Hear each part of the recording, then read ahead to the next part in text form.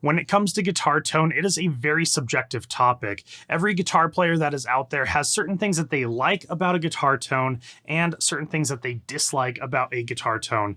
And when I was out in Germany this year at 42 Gear Street, I found a tone that just totally took me by surprise. It took me completely out of my element and really just knocked me off my rocker. I had no idea how to approach this tone because this is a guitar tone that I don't usually play with. And before we go even further into this, I just want to state that this guitar tone is in no way a bad guitar tone. It's just one that I'm really just not used to. And I'm okay, in all honesty, chalking it up to being a skill issue on my part. I got to hang out with Charlie from Orange Amplification, who was definitely one of the coolest people that I got to meet while I was out in Germany this year. And while I was hanging out with Charlie, I got to check out a lot of different pieces of equipment from Orange Amplification. One of them being the Rocker 15 amplifier, which my friend Robert in Tone Chase Basement just happened to have in the back of his car at this time, and he was kind enough to let us borrow his Rocker 15 for this video. The other piece of equipment was a Yamaha Revstar guitar that was loaded up with some P90 pickups,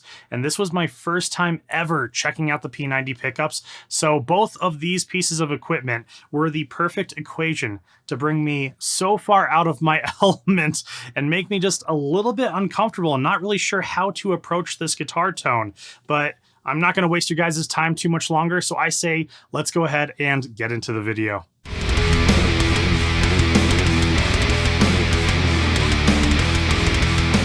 What's up, guys? This is Chris from High Impact Audio, hanging out here at 42 Gear Street 6, and I am with my good friend Charlie from Orange Amplification. How you doing today, dude? Pretty good, pretty good. How you doing? I'm doing awesome. Definitely. We're having a great time out here. Yeah, splendid. I was in the hot tub with Henning yesterday, and oh wait, I haven't got anything appropriate to say about that, but it was great. It was an experience.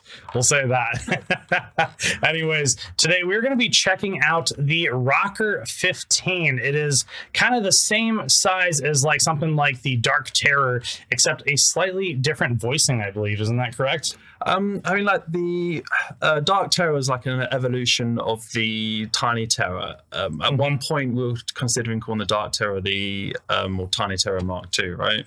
Rocker 15 is closer to our Rocker Verb amplifier, minus the reverb, and it's in a lot more smaller, more affordable package. Yeah.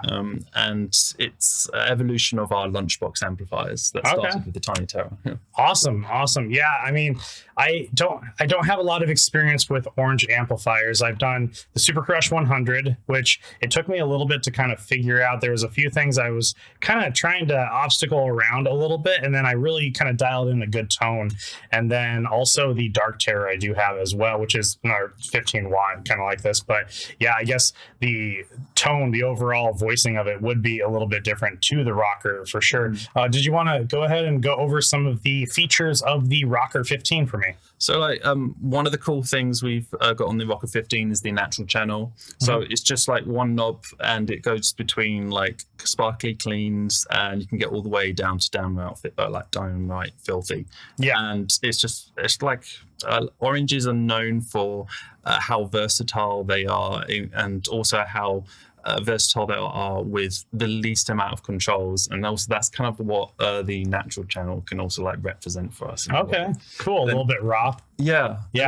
You've got the other channel, which is really versatile. So often we have amplifiers that just have a shape control, and you can use that shape control to kind of replace a 3-band EQ. All right. But on the Rocker 15, people saying, well, could you actually divide it up back into the 3 dials? So you've got the lows, mids, and the highs, and that's exactly what you can what we have with the dirty channel, and it's really a simple, like, it's a player's amp. It's a fun amplifier to play, and it's in the lunchbox format. It's easy. You can just rock up to any pub gig and just basically steal the tone of the night. As long as you're just using someone else's cab, you've got your own amp, you've got your own tone with you. So yeah, it's the convenience factor of that product as well. That is nice. That's something that I always like about some of those smaller amplifiers too. It's a little bit more simplified. It's user friendly. You can kind of go in there and it's not overwhelming. Like if you're looking at a much larger amplifier that has a ton of different knobs, a huge interface and everything, this one keeps it a little bit more simple, which is cool. Yeah, a lot of the time when you go to these clubs and you're playing, it's in a dark atmosphere. You can't really see. Yeah. And so you just want to have a few knobs and just be able to just dial it quickly. I mean, all of our amps, by the way, they kind of, if you have them at 12 o'clock, that's a good starting point. You're going to get your tone straight away, and then you can just do little tweaks. Yeah. And yeah, you don't overcomplicate things. That's how we do things. Yeah. Right? Yeah, definitely. Well, why don't we check out a few of the tones? I think all of these settings are set at around 1 o'clock or so on it. So let's see kind of what this sounds like. I am running the Yamaha Revstar guitar because my buddy Kai really wanted me to check it out. It has P90 pickups, and I have the kind of reverse coil splitting pulled out. So let's see what we have going on here.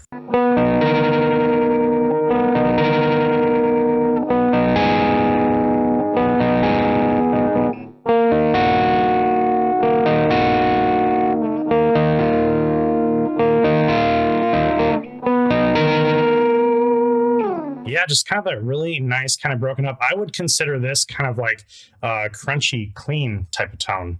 Yeah. That sounds really nice. I really like the character of it, especially for like textured stuff. That would work really good. But did you want to turn a few of the knobs and let's maybe get a little bit heavier? Yeah. Right now, are we on the back of the amplifier? You can't see it on camera, but there's a headroom and bedroom switch. Are we on headroom at the moment, Jim? That is a good question. Why don't we check that out? We're on headroom. Wicked, splendid.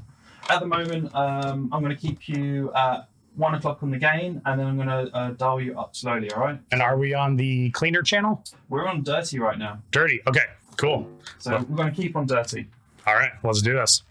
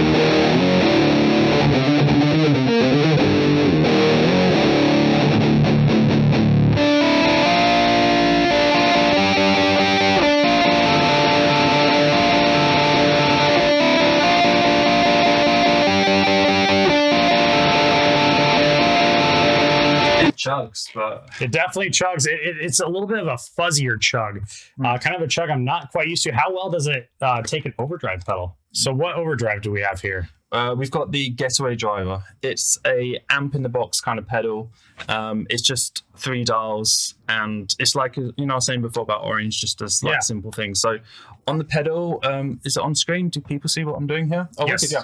So we've got the bite control. Bite is like another word for tone. So, I was saying earlier how we often have like one control and it will kind of do the whole EQ spectrum. That's kind of a bit like what the bite does here. Okay. And then you've got the volume and you've got the gain controls. And the fun thing with this as well, if you put it into a clean amplifier, you can make a clean amplifier, even if it wasn't orange, it kind of gives like an orange drive overdrive tone. Okay, a little bit of that breakup and everything that you guys got. So adding an orange to an orange is also magical. So we're going to give that a go. All right, let's give it a shot. I'm just going to start playing. Let you do your thing. Okay.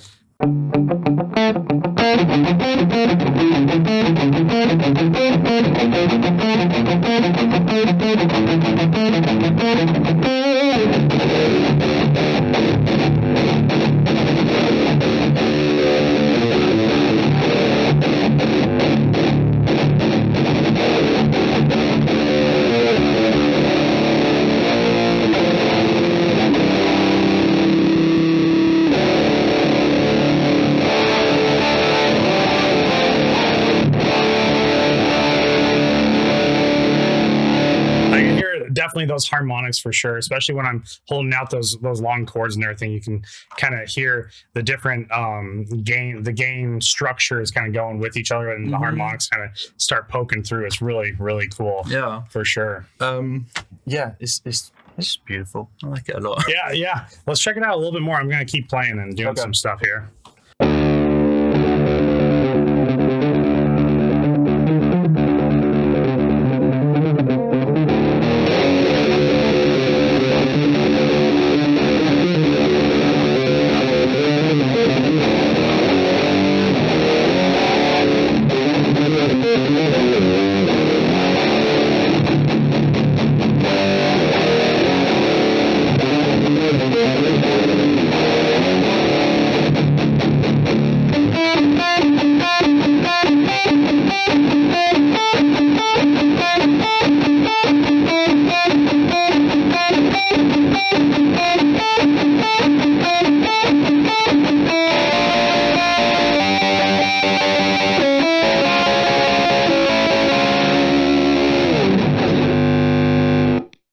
Cool. And that is why noise gates exist. Yeah.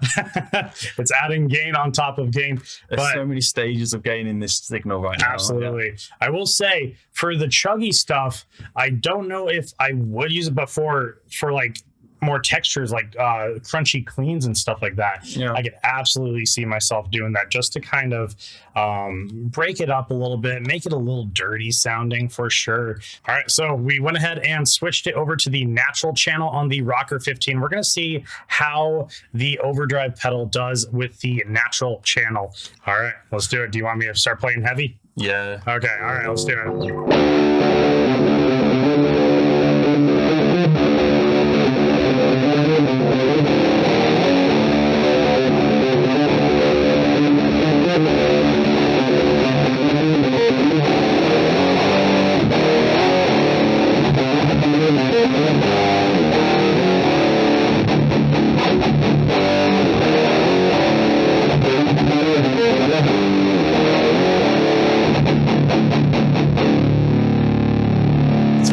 British sound as it should be. Yeah, it just has certain harmonic. It's hard to even put my finger on it on exactly what it is I'm hearing, but it is the orange sound. It's so the orange sound is like loads of different things, right? And having like everything contributes to it. Even like the cabinets we use, like even the paper grill on the cabinet it contributes a bit.